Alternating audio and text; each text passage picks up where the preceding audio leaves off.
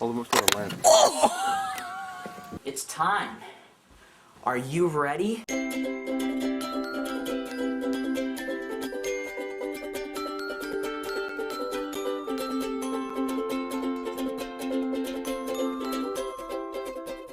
Sounded like Past Me was ready for this, right? So this video, I have a lot of footage back, and I didn't have a plan for this Thoughts from Places video, so I'm just going to talk over some footage. Look at that snake!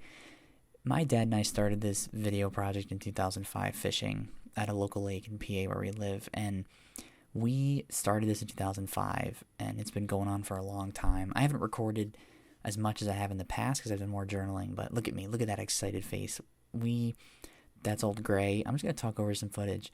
This is the fight of the biggest bass I've ever caught at that lake. This exact fight on camera and spinnerbait. Oh man, I'm just going to keep talking because this stuff is exciting and really, really cool. The coolest thing about this is seeing change in action. Like, look at me tangling. Seeing change in action happen from all of the events in the past, from this fish that I lost on camera to other fish and other happenings where we made a commitment to just live in the moment but capture double headers, capture exciting moments like that. That's the only smallmouth in the pond, apparently. And fishing with shiners, that's a 23 and a quarter incher I caught.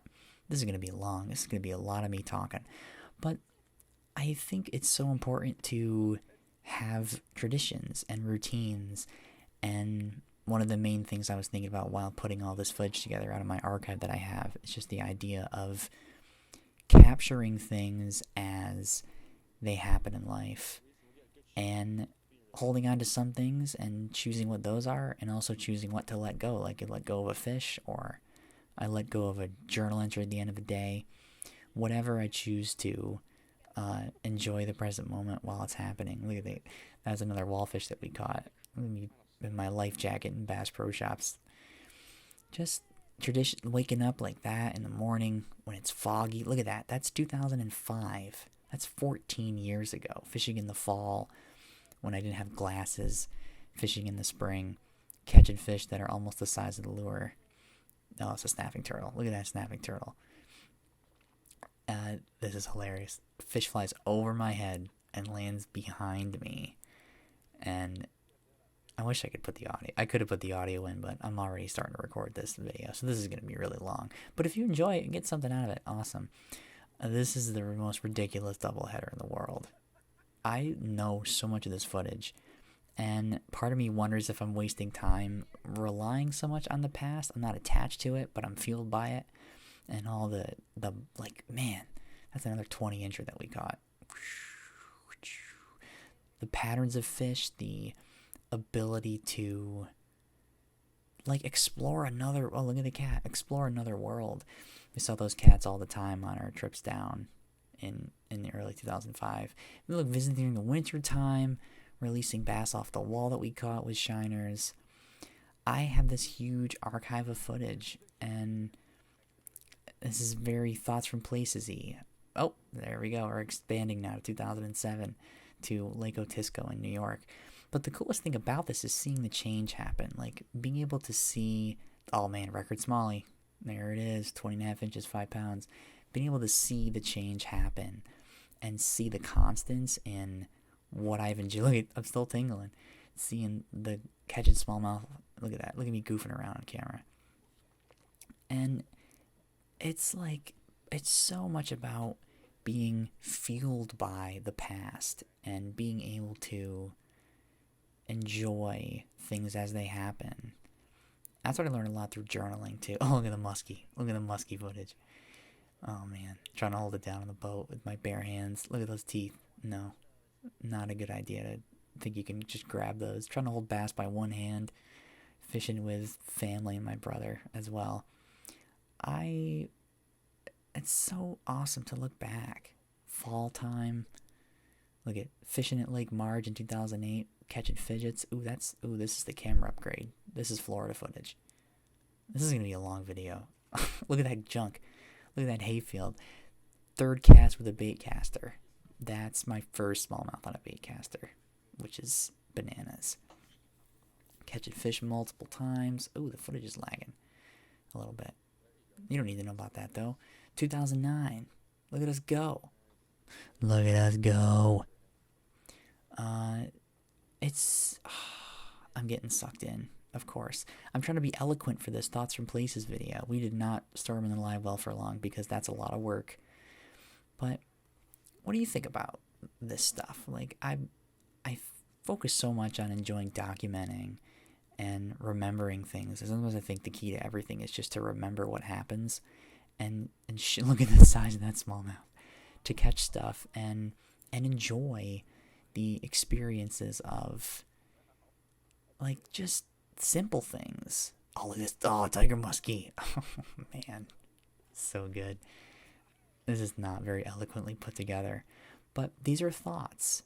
These are thoughts from places I call home, from Lake Marge to fishing in New York lakes, now to kayaking and getting into more adventures. You got to choose what to hold on to and what to let go. Look at that nice brown trout. Look at that. So, Pac-Man tree. Samson. Just random stuff. Like, I haven't seen that dog in forever. I remember that dog. And fishing in the north end, fishing in the south end, pulling fish out, the guts, the new quality upgrades from the footage, and look at that, the date's on there, July 12th. It's, oh my god, look at the carp. Yep, and catching a handful of carp, coincidentally, which is bananas, because those things weigh 30 pounds. Seeing wildlife, just, oh man, 4-7, that's a good one. That's a good one. I have no audio on any of these clips, but there's definitely audio.